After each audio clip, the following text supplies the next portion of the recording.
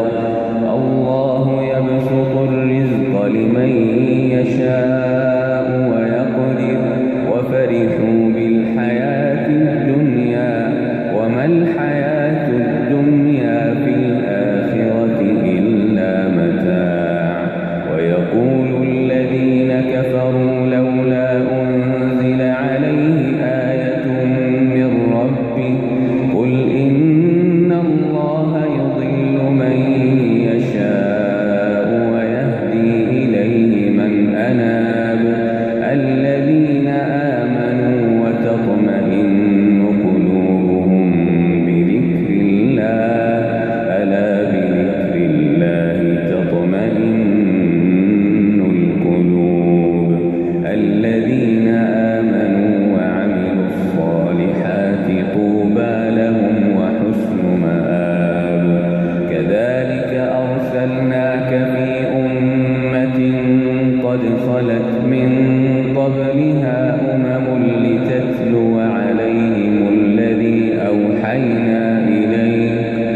لتتلو عليهم الذي أوحينا إليك وهم يكفرون بالرحمن قل هو ربي لا إله إلا هو عليه توكلت وإليه متاب ولو أن قرآنا سيرت به الجبال أو قطعت به الأرض أو كلم به الموتى بل لله الأمر جميعا أفلم ييأس الذين آمنوا أن لو يشاء الله لهدى الناس جميعا ولا يزال الذين كفروا تصيبهم بما صنعوا قارعة أو تحل قريبا من